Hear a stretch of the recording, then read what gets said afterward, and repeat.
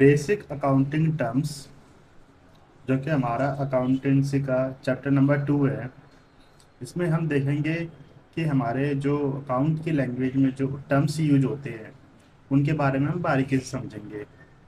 तो सबसे पहले हम देखते हैं कि बिजनेस ट्रांजैक्शन क्या होता है, इसका मतलब क्या होता है।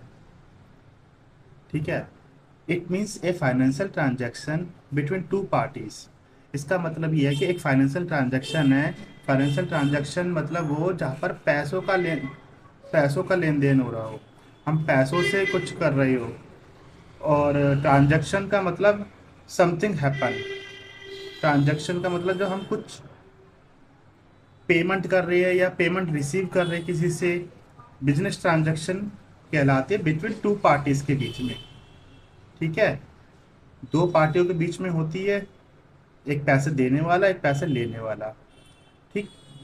Date initiate the accounting process, जो कि अकाउंटिंग प्रोसेस को इनिशिएट करती है, शुरुआत करती है किसकी, of recording in the books of account. ठीक है। अकाउंटिंग प्रोसेस की रिकॉर्डिंग होती है बुक्स ऑफ अकाउंट में, वहां से शुरुआत हो जाती है। जब बिजनेस ट्रांजैक्शन होती है तो आपकी रिकॉर्डिंग हो जाती है बुक्स ऑफ अकाउंट में, अकाउंट का बही खाते में आपका रिकॉर्ड हो जाता है वो। It expressed in terms of money, इसको हम एक्सप्रेस्ड करेंगे अपने टर्म्स ऑफ मनी में। इसकी बिजनेस ट्रांजैक्शन हुई है, हम कैसे पहचानेंगे कि बिजनेस ट्रांजैक्शन हुई है। जहां पर पैसों का लेन देन हुआ है तो समझ रहा हूँ बिजनेस ट्रांजैक्शन हुई है, बिजनेस के लिए फाइनेंशियल ट्रांजैक्शन हुई है। अच्छा, इसके एग्जांपल देखते हैं। For example, purchase of goods. आपने गुड्स परचेज करा। ठीक है। सेल ऑफ गुड्स, आपने गुड्स को सेल करा। पेमेंट टू क्रेडिटर, आपने क्रेडिटर को पेमेंट करी। क्रेडिटर यानी कि हम जिससे उधारी में गुड्स लिए हुए हैं, अब हमें उन्हें पैसे देंगे। अभी हम इसे डिटेल में आगे समझेंगे। रिसिप्ट फ्रॉम डेटर, यानी कि डेटर से हमें पैसे मिले। डेटर वो बंदा होता है जिससे हमें पैसे देने होते हैं, क्योंकि हम इसे उधारी पे सामान देते हैं। ठीक है। पेमेंट ऑफ इंटरेस्ट, इंटरेस्ट की पेमेंट करी। ठीक है। ये भी आपका एक फाइनेंशियल ट्रांजैक्शन है बिजनेस की, तो ये बिजनेस ट्रांजैक्शन कहलाएगी आपकी एक। अच्छा, दो तरह की आपकी बिजनेस ट्रांजैक्शन होती है। इसकी रिलेशनशिप जो है अकाउंटिंग यूनिट के साथ, वो दो तरह की है। वो क्या क्या है, एक तो इंटरनल ट्रांजैक्शन होती है, अकाउंटिंग ट्रांजैक्शन भी बोलते हैं इसे। ठीक है। Transaction which does not involve any second party, ऐसी ट्रांजैक्शन जिसमें कोई दूसरा बंदा नहीं इन्वॉल्व होता, जिसमें कोई दूसरा बंदा नहीं इन्वॉल्व होता। For example, depreciation on fixed assets. ठीक है। अब ये डेप्रिसिएशन क्या है, फिक्स्ड एसेट्स क्या है, ये सब हम आगे पढ़ेंगे। डेप्रिसिएशन यानी कि किसी चीज की कीमत में गिरावट आना, due to fall in the value of assets and usage of it. Fixed assets हमारे जो लैंड, बिल्डिंग, कंप्यूटर, कोई भी ऐसी मशीनरी, इक्विपमेंट जो भी होती है, जो हमारे बिजनेस में यूज होती है, जो हमारे रोजमर्रा के काम व्यापार में यूज हो रहे हैं, वो हमारे फिक्स्ड एसेट्स है, जिन्हें हम सेलिंग के लिए नहीं रखते। उनका यूज जो हो रहा है बिजनेस में हो रहा है, वो हमारा फिक्स्ड एसेट्स कहलाता है। ठीक है। तो उसकी वैल्यू में अगर गिरावट आई, तो इसमें हमने किसी दूसरे को तो पैसे नहीं दिए ना, तो उसको हम इंटरनल ट्रांजैक्शन ही कहेंगे, जिसे हम अकाउंटिंग ट्रांजैक्शन कहते हैं। ठीक है।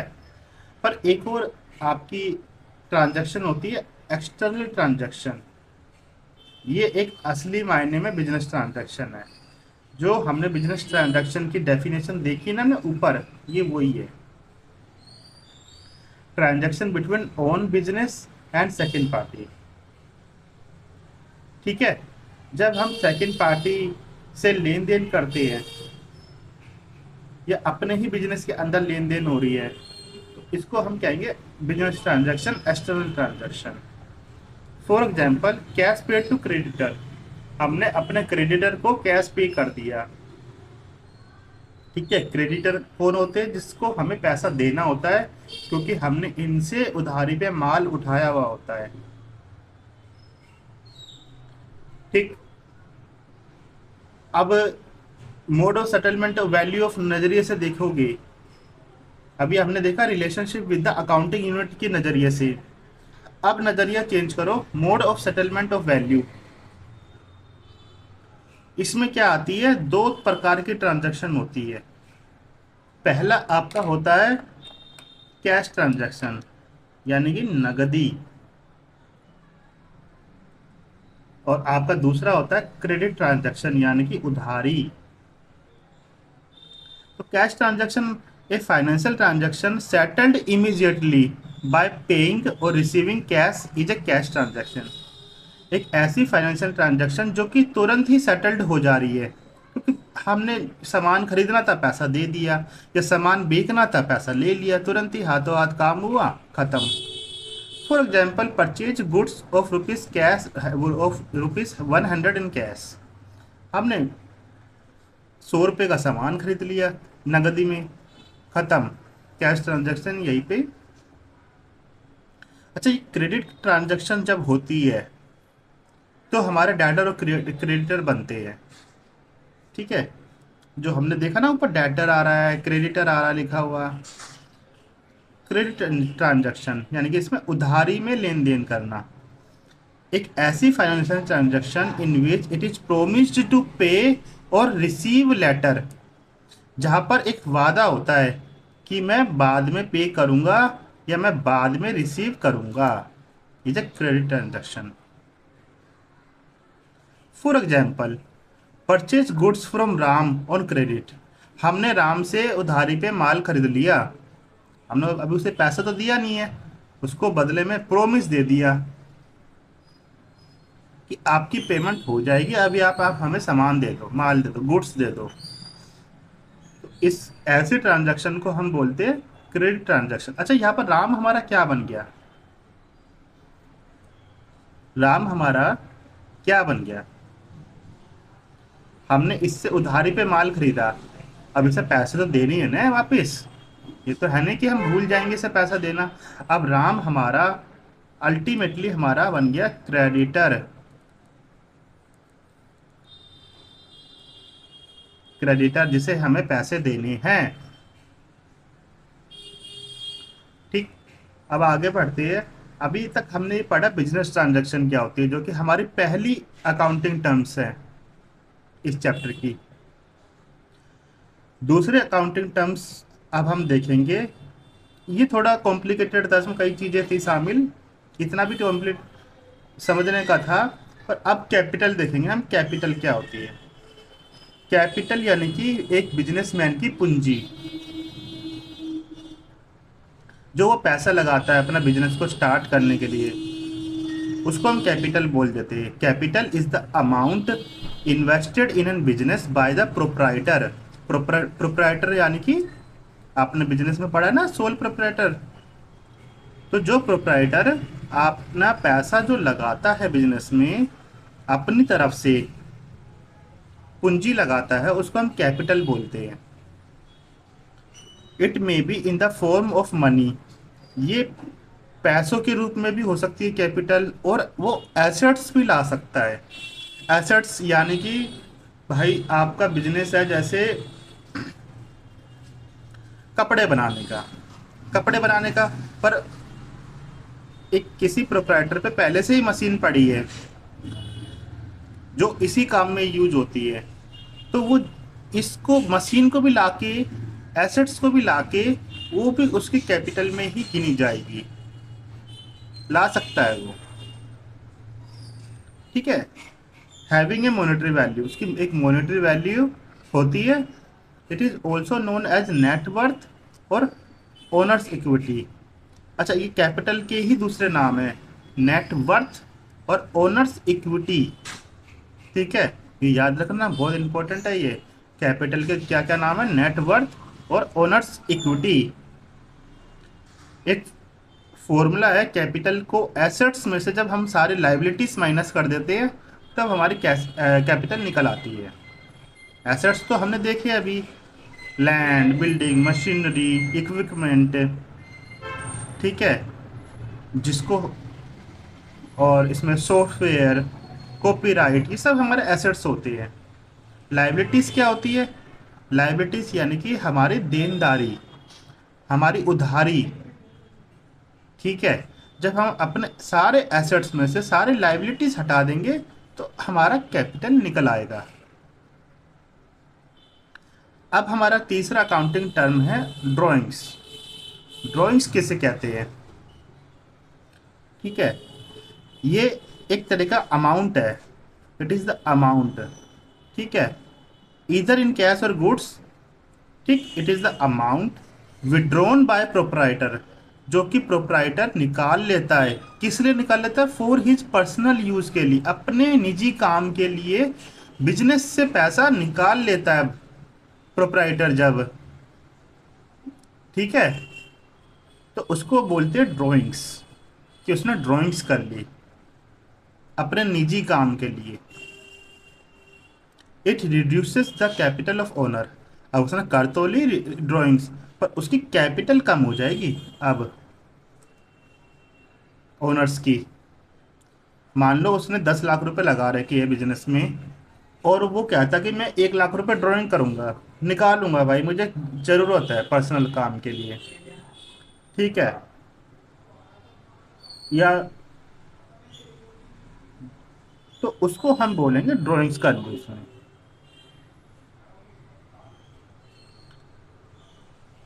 वो ड्राइंग्स कैश में भी कर सकता है, वो गुड्स में भी कर सकता है, ठीक है। गुड्स इन द सेंस, जैसे आप ये लगा लो, जैसे आप मोबाइल की शॉप है आपकी, आपकी पूंजी लगी हुई है, आपकी कैपिटल लगी हुई है, ठीक है, इधर in the form of cash और इधर in the form of goods, है ना। अब उसमें से आप एक मोबाइल निकाल लेते हो अपने पर्सनल यूज़ के लिए, रख लेते हो अपने पास कि भाई मैं तो ये मोबाइल रखूंगा अपने पर्सनल यूज़ के लिए, तो वो ड्राइंग्स कहलाएगी कि हाँ आपने ड्राइंग्स कर ली। अब फोर्थ अकाउंटिंग टर्म देखते हैं लाइबिलिटीज, जिसका दूसरा नाम भी बर्डन है, बर्डन, बोझ। लाइबिलिटीज मींस अमाउंट ओड, यानी कि पेबल बाय द बिजनेस, यानी कि वो पैसा, वो अमाउंट जो कि पेबल है बाय द बिजनेस, यानी कि देनदारी है, देना है। Liability towards owner is termed as internal liability. अगर लाइबिलिटी ओनर्स के लिए हो, ओनर्स के प्रति हो, तो उसको हम बोलते हैं इंटरनल लाइबिलिटी, जो कि कैपिटल ही होती है। अब देखो कितना बढ़िया कैच है, अगर किसी ओनर ने, किसी प्रोप्राइटर ने बिजनेस के अंदर कैपिटल लगाई है, तो वो क्या बिजनेस की हो गई? नहीं हुई, वो बिजनेस की लाइबिलिटी है टुवर्ड्स ओनर, ठीक है, उसको हम बोलेंगे इंटरनल लाइबिलिटी।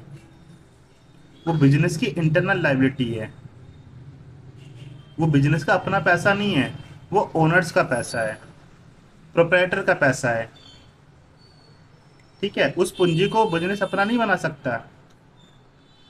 पर liability towards outsider is termed as external liability.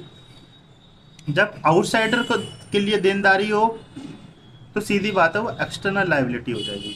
Outsider को पैसा देना हो, फॉर एग्जांपल क्रेडिटर, हम क्रेडिटर से उधारी पे माल, यहाँ पर हमारा राम था क्रेडिटर, तो राम हमारी आउटसाइड लाइबिलिटी हो गई, एक्सटर्नल लाइबिलिटी हो गई, ठीक है। एक्सटर्नल लाइबिलिटी के देखो यहाँ पर दो भाग में बढ़ रहा है, यहाँ पर non current liabilities and current liabilities. अब ये नॉन करंट लाइबिलिटीज और करंट लाइबिलिटीज क्या होती है?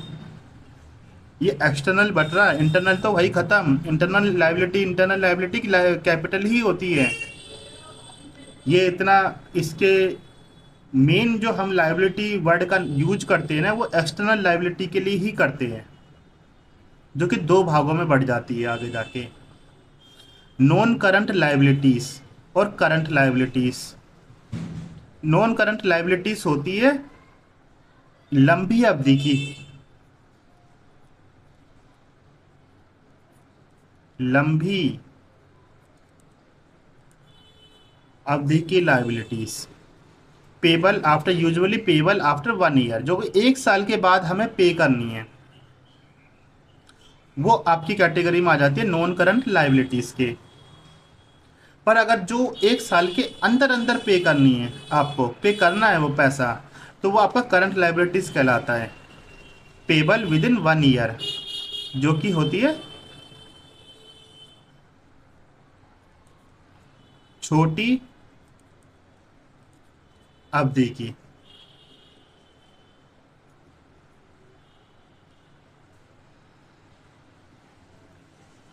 ठीक, एग्जाम्पल देख लेते हैं। अच्छा, bank loan is the non current liabilities. जो बैंक लोन होता है वो लंबे समय के लिए हम लेते हैं। कोई भी बैंक लोन है 20 साल 10 साल आपका लंबा चलता है। ये तो है नहीं आज आपने लिया और 6 महीने बाद आपने पूरा पे करके खत्म कर दिया, बैंक होने ही नहीं देगा ऐसा। तो bank loan is the non current liability, जो कि काफी लंबी चलती है। And creditor and bills payable is current liabilities for the business. आपका जो क्रेडिटर होता है जिससे आप उधारी पे माल खरीदते हो, उसको आपको अंदर 1 साल के अंदर अंदर 1 साल के भीतर भीतर पेमेंट करनी होती है। इतना आप ये नहीं कि मैं आपको 10 साल बाद दूंगा, ऐसा नहीं कर सकते आप। यहाँ पर इस हमारा राम जो क्रेडिटर था, इसको 3 महीने 4 महीने 5 महीने में पेमेंट करनी ही करनी होगी, इतनी लंबी उधारी नहीं चलती है। बिल्स पेबल, यानी कि बिल्स पेबल का मतलब है कि आपने वादा कर रखा है, आपने एक कागज पे लिख के दे रखा है कि मैं पैसा 3 महीने बाद दे दूंगा, तो उसको वो भी करंट लाइबिलिटी है for the business. Bills payable भी अभी हम आगे देखेंगे, ये भी एक अकाउंटिंग टर्म है। ठीक है, यहाँ तक समझ आया? अभी तक हमने 4 अकाउंटिंग टर्म देख लिए। अब नेक्स्ट पेज पे करते हैं।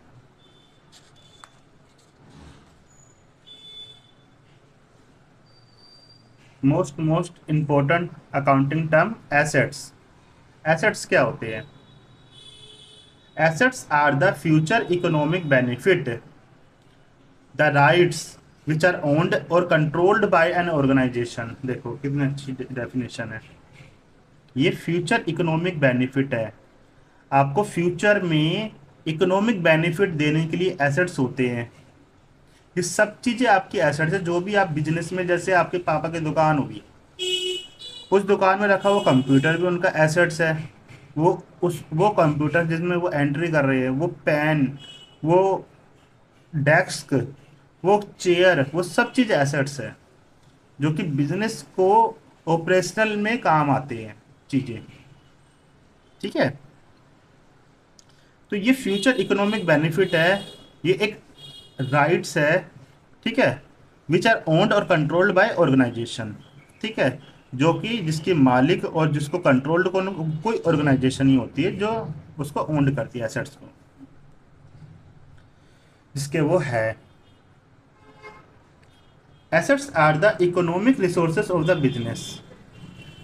ठीक है, ये रिसोर्स है, एक समझ लो ये रॉ मटेरियल है की तरह रिसोर्सेस है ये। ठीक है, कोई भी बिजनेस एसेट्स के, किसी भी एसेट्स के बिना तो काम नहीं कर सकता। एक मजदूर भी दिहाड़ी लगाने जाता है तो छेनी हथौड़ा तो लेके ही जाता है ना, वो भी उसका एसेट्स ही हो गए, जिससे वो काम कर पा रहा है। For example, land, building, machinery, furniture, debtor, cash, goodwill, patent, सारे एसेट्स है बिजनेस के लिए। ठीक है,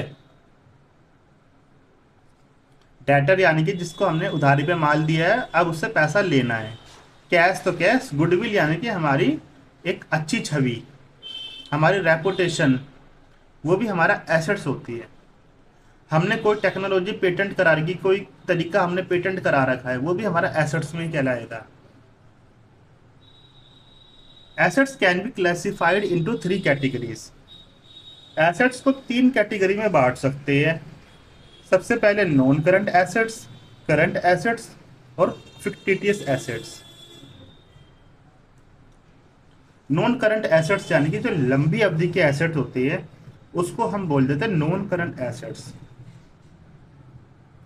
those assets which are not meant for sale, ऐसे एसेट जो कि बिकाऊ नहीं है, सेल के नहीं है, और हम रखते हैं एक साल से ज्यादा के लिए, एक साल से ज्यादा पीरियड के लिए। जैसे लैंड है, लैंड आप क्या सोच रहे हो कि एक साल के अंदर अंदर आप उसे बेच दोगे, मतलब इतनी जल्दी? वो तो आपका, उस पर तो आपके बिजनेस चल रहा है ना, वो सेल के लिए नहीं है। ऐसी चीजें सेल के लिए नहीं होती। ठीक है, वैसे तो फिक्स्ड एसेट्स और नॉन करंट इन्वेस्टमेंट इसकी अच्छा एग्जांपल है, नॉन करंट एसेट्स का, फिक्स्ड एसेट्स और नॉन करंट इन्वेस्टमेंट। ठीक है, करंट एसेट्स क्या होते हैं? Those assets which can be easily converted into cash, जो कि बहुत जल्दी कन्वर्ट हो जाते हैं कैश में, and are held for resale and for period less than 1 year, और जो कि रीसेल के लिए हमारे पास होते हैं या फिर लेस देन 1 ईयर के लिए होते हैं हमारे पास। फॉर एग्जाम्पल डेटर, डेटर हमारा करंट एसेट्स है, पर वो तुरंत ही पैसा दे देता है। जैसे हमारा ज़्यादा लंबे समय के लिए नहीं रख सकता ना वो पैसा। डेटर को तो 3 महीने, 4 महीने, 5 महीने, 6 महीने, यानी कि बिफोर 1 ईयर, आपका विद इन 1 ईयर देना ही देना है पैसा। तो उसको हम बोल देते हैं करंट एसेट है भाई। ये स्टॉक, स्टॉक आपने रखा हुआ, आपका स्टॉक ये थोड़ी ना आपने रख दिया तो रखा ही रहेगा 10 सालों तक। आपने क्यों रखा है स्टॉक? आपका कोई भी स्टॉक है, आपका कोई भी बिजनेस है किसी से भी रिलेटेड, वो स्टॉक आपको निकालना ही है ना। ठीक है, cash, bills receivable, prepaid expense. Prepaid expense यहाँ पर जो हम ऐसा एक्सपेंस, हम रिचार्ज कराते थे ना प्रीपेड, पहले ही रिचार्ज करा दो फिर पूरे महीने मजे लो, बस वही वाला ऐसा खर्चा जो कि हमने पहले ही उठा लिया, पहले ही उसको पेमेंट कर दी, अब हमारा चलेगा। तो वो भी करंट एसेट्स में उसकी गिनती होती है। देखो कितनी जल्दी ख़त्म हो रहे हैं ना, कितनी जल्दी कैश में तब्दील हो जा रही है। ठीक है, स्टॉक है, रीसेल के लिए रखा हुआ है हमने, तुरंत ही इसको कैश करो। ये तो ना मैं 2-3 साल का रखना, खत्म, आगे बढ़ाओ भाई, डब्बे ज़्यादा स्टॉक में रखना गोदामों में। अब आता है हमारा फिक्टिटियस एसेट। ये क्या चीज़ होती है? फिक्टिटियस का मतलब क्या है इसका? इमेजिनरी।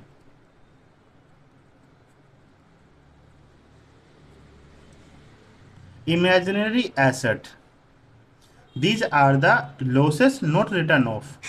ये लॉस है एक तरीके का, जो कि अभी हमने अकाउंट की बुक में से राइट ऑफ नहीं करा। राइट ऑफ का मतलब अभी हमने उसे नहीं हटाया है। इन द ईयर, उस साल में, इन विच दे आर इनकर्ड, जिस साल वो हुआ है, इनकर्ड हुआ है, उस साल हमने उसे पूरा का पूरा भी नहीं हटाया है अपने बही खातों में से।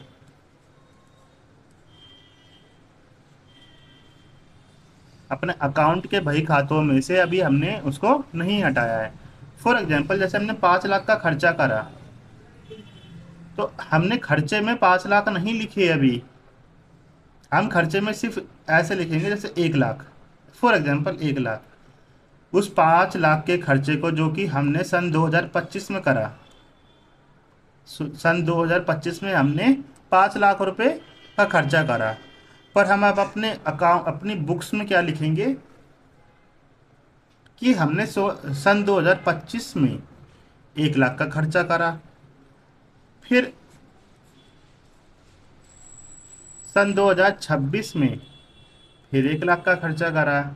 ऐसा ऐसे करके हम हर आगे 5 साल तक उसको डिवाइड कर देंगे, पर उसको एक मुद्दम 5 लाख रुपए लिख के नहीं राइट ऑफ करेंगे कि हमने लो जी 5 लाख का खर्चा दिखा दिया है, हमारा इस साल हुआ है। क्योंकि ये जो फिक्टिटियस एसेट है ना, इसके बेनिफिट लंबे समय तक चलते हैं। तो जब तक इसके बेनिफिट चलते हैं तब तक इसका हम खर्चा उसी हिस्सों में बांट देते हैं। ठीक है, these are the losses not written off. ये लॉस है पर अभी जो हटाया नहीं गया है, खर्चा ही है। ठीक है, in the year in which they are incurred, उस साल जिस साल वो हुए है उस साल पूरा नहीं हटाया गया है, but in more than one accounting period, कई सारे अकाउंटिंग पीरियड में उसको राइट ऑफ किया गया है। For example deferred revenue expenditure, deferred revenue expenditure, यह डेफर्ड का मतलब है पोस्टपोन। हम पोस्टपोन कर देते ना कोई चीज़, आगे बढ़ा देते हैं। जैसे हमने यहाँ पर 5 लाख का खर्चा ना लिख के हमने सिर्फ 1 लाख का लिखा, फिर हमने 1 लाख रुपए फिर आगे बढ़ा दिए। ठीक है, ऐसे ऐसे करके हम 5 साल तक इसे बढ़ाते जाएंगे, या हो सकता है 10 साल तक इसको कर दे। ठीक है, इसको हमने पोस्टपोन्ड कर दिया, डेफर्ड रेवेन्यू एक्सपेंडिचर। और ये रेवेन्यू एक्सपेंडिचर होते हैं, अभी हम आगे सब देख लेंगे। सच एज एडवर्टीजमेंट एक्सपेंडिचर, आप देखो कितना बढ़िया बढ़िया एग्जाम्पल है। एडवर्टीजमेंट एक्सपेंडिचर, कोई भी ब्रांड एडवर्टीजमेंट करता है, खर्चा करता है। ठीक है, तो खर्चा तो उसने मान लो जैसे 2025 में उसने 5 लाख का खर्चा करा, पर उस एडवर्टीजमेंट का मजा तो अगले 5 साल तक उठाएगा बिजनेस। तो ये क्या सही रहेगा कि सारा ही लोड 2025 में दे दो, उसी अकाउंटिंग पीरियड में दे दो? आप उस खर्च के जो उसका जो लोड है वो बांट दो, क्योंकि उसके लाभ आगे तक चलेंगे। ठीक है, ये थे हमारे फिक्स्ड टीटीएस एसेट। अब हमने एसेट को क्लासिफाइड करा है नॉन करंट एसेट्स में, करंट एसेट्स में, जो कि हमने देख लिए। नॉन करंट एसेट्स जो कि लंबी अवधि के एसेट्स होते हैं, लैंड बिल्डिंग। करंट एसेट्स जो कि विद इन 1 ईयर कैश कर लेते हैं हम, जैसे debtor, bills payable, bills receivable, sorry. ठीक है, इनको हम तुरंत ही कैश कर, स्टॉक रीसेल कर देते हैं तुरंत ही। नॉन करंट एसेट्स भी आपके 2 प्रकार के होते हैं, फिक्स्ड एसेट्स और non current investment. Fixed assets आपका भी 2 प्रकार के होते हैं, एक होता है टेंजिबल और एक होता है इंटेंजिबल। अब टेंजिबल इंटेंजिबल क्या है, आप ये देखो। Tangible assets which can be seen और टच्ड, जिसको हम छू सकते हैं, महसूस कर सकते हैं। पर intangible assets are those which can't be seen, हम जिसको नहीं देख सकते और ना ही टच कर सकते, वो हमारा इंटेंजिबल एसेट्स की कैटेगरी में आता है। टेंजिबल एसेट्स के एग्जांपल देख लो, मशीनरी जिसको हम छू सकते हैं, महसूस कर सकते हैं, देख सकते हैं। फर्नीचर को भी हम छू सकते हैं, देख सकते हैं कि फर्नीचर रखा है। लैंड बिल्डिंग सब हम महसूस कर सकते हैं, देख सकते हैं। पर इनटेंजिबल एसेट्स जिसको हम ना छू सकते ना देख सकते, जैसे कि गुडविल, ब्रांड की रेपुटेशन हम देख सकते हैं, छू सकते हैं। पेटेंट, जो भी उसने पेटेंट करवा रखी है उसको हम छू सकते, देख सकते हैं। सॉफ्टवेयर, ठीक है, कोई महंगा सॉफ्टवेयर है वो खरीद रखा है उसने, ठीक है, वो उसका एसेट है, बिजनेस के काम के लिए यूज हो रहा है वो। ठीक है भाई, सॉफ्टवेयर भी तो महंगे आते हैं, 3-3 हज़ार से तो स्टार्टिंग होती है। कोई सॉफ्टवेयर है, ठीक है, जिसमें एंट्री करनी है, जो भी है, मतलब 3 हज़ार, 5 हज़ार, 50-50 हज़ार, लाख लाख रुपए के सॉफ्टवेयर आते हैं। तो वो सॉफ्टवेयर क्या है, बिजनेस को रनिंग ऑपरेशनल बनाने में मदद कर रहा है ना। कॉपीराइट, कॉपीराइट भी एक तरीके का अपना इंटेंजिबल एसेट्स की कैटेगरी में गिना जाएगा। ठीक है, देखो, non current assets, fixed assets, non current investment. Fixed assets tangible intangible हमने देख ली। नॉन करंट इन्वेस्टमेंट क्या है? नॉन करंट इन्वेस्टमेंट यानी कि हमने कर दी एफडी, बिजनेस के पास सरप्लस पैसा पड़ा था, हमने मार दी एफडी, 5 लाख की एफडी मार दी 5 साल के लिए, लंबे समय के लिए। 1 साल से कोई मतलब ही नहीं है, 5 साल के लिए होल्ड कर दिया वो पैसा। ठीक है, स्टॉक में डाल दिया लंबे समय के लिए, शेयर मार्केट में डाल दिया, है ना। तो उसको हम बोलते हैं लंबी अवधि की इन्वेस्टमेंट, नॉन करंट इन्वेस्टमेंट। तो वो भी आपका नॉन करंट एसेट्स ही है, इन्वेस्टमेंट एसेट ही है। ठीक है, जो कि आपकी जल्दी से कैश में तो कन्वर्ट होनी नहीं है ये, 1 साल के भीतर भीतर, ये तो लंबा चलेगा। ठीक है। फिर आपका नॉन करंट एसेट्स वाला था सारा सेक्शन खत्म। अब आपका आता है करंट एसेट्स। करंट एसेट्स आपके जो कि विद इन 1 ईयर कैश हो जाते हैं या रीसेल पर्पज के लिए हम रखते हैं, जैसे कि stock converted into cash with in 1 year, जो कि 1 साल के भीतर भीतर आपके कैश में कन्वर्ट हो जाते हैं। फॉर एग्जांपल डेटर, सबसे बढ़िया एग्जांपल है इसका डेटर, बिल्स रिसीवेबल। ठीक है।